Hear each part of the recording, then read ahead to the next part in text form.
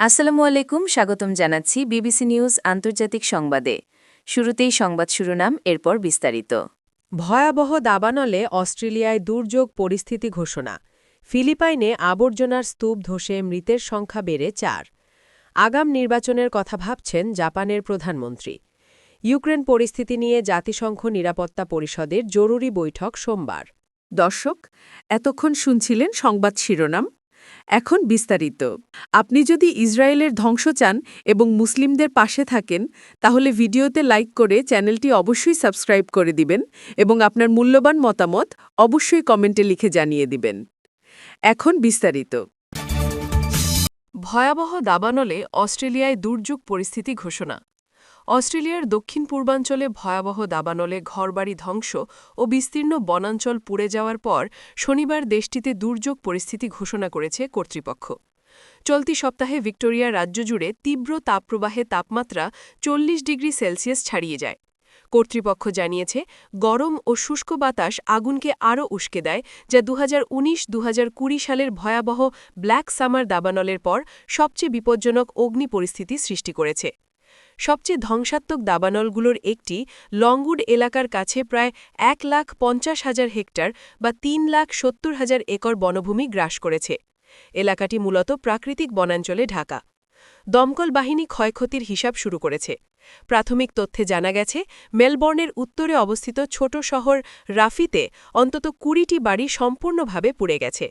ভিক্টোরিয়ার premier Jacinta Allen শনিবার আনুষ্ঠানিকভাবে দুর্যোগ পরিস্থিতি ঘোষণা করেন, যার ফলে দমকল বাহিনী জোরপূর্বক লোকজনকে নিরাপদ স্থানে সরিয়ে নেওয়ার বিশেষ ক্ষমতা পেয়েছে। তিনি আরও বলেন, এটার মূল লক্ষ্য একটাই, আর তা হল ভিক্টোরিয়ার মানুষের জীবনকে রক্ষা করা, এবং বার্তাটা খুবই স্পষ্ট। যদি আপনাকে এলাকা ছাড়তে বলা হয়, তাহলে সাথে সাথে চলে যান। রাজ্যের সবচেয়ে ঝুঁকিপূর্ণ আগুনের একটি অঞ্চলে একটি শিশুসহ 3 জন নিখোঁজ রয়েছে বলে জানানো হয়েছে। প্রিমিয়ার অ্যালেন বলেন, আমি মানুষের উদ্বেগ বুঝতে পারছি। ফিলিপাইনে আবর্জনার স্তূপ ধসে মৃতের সংখ্যা বেড়ে ৪।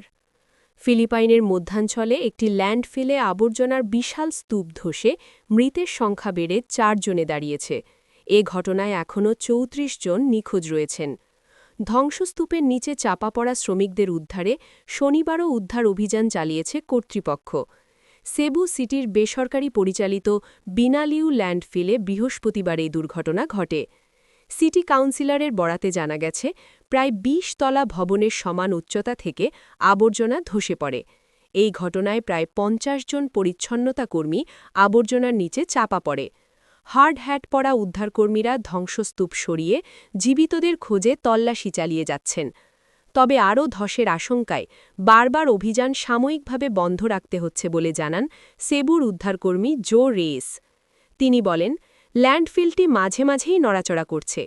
উদ্ধারকর্মীদের নিরাপত্তার জন্য আমাদের উদ্ধার কাজ সাময়িকভাবে স্থগিত রাখতে হচ্ছে। দুর্গম এলাকা ও দুর্বল নেটওয়ার্কের কারণে দুর্ঘটনাস্থল থেকে তথ্য আসতে দেরি হচ্ছে।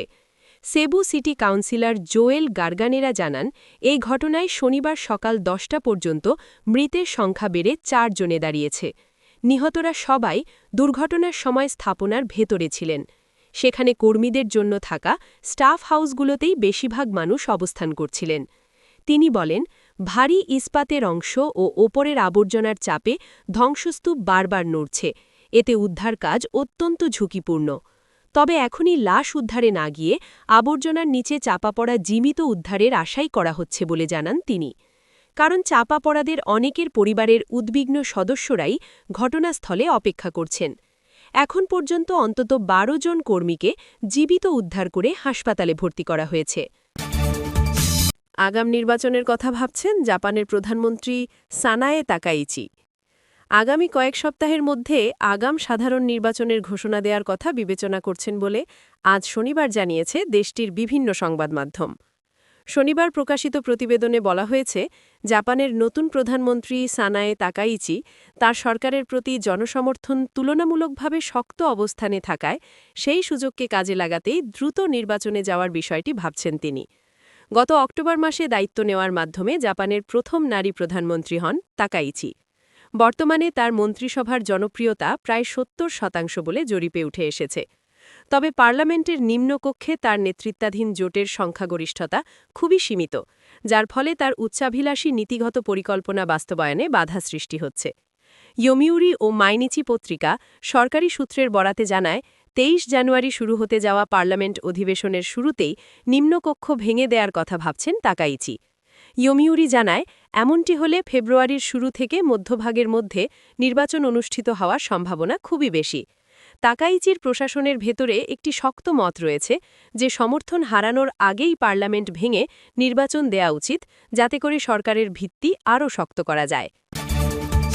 ইউক্রেন পরিস্থিতি নিয়ে জাতিসংঘ নিরাপত্তা পরিষদের জরুরি বৈঠক সোমবার।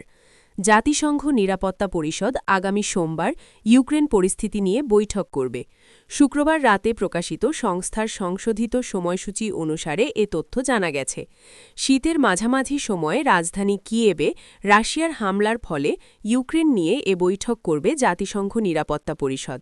ইউক্রেনের রাষ্ট্রদূত আন্দ্রেই মেলনিক নিরাপত্তা পরিষদে লেখা একটি চিঠির বরাত দিয়ে বার্তা সংস্থা এএফপি জানায়, রাশিয়ান ফেডারেশন সন্ত্রাসের মাধ্যমে ইউক্রেনের বেসামরিক নাগরিক এবং বেসামরিক অবকাঠামোর ওপর যে আক্রমণ চালাচ্ছে তা যুদ্ধপ্রায় এবং মানবতা বিরোধী অপরাধ। রাশিয়া অপরাধের এক ভয়াবহ নতুন স্তরে পৌঁছেছে।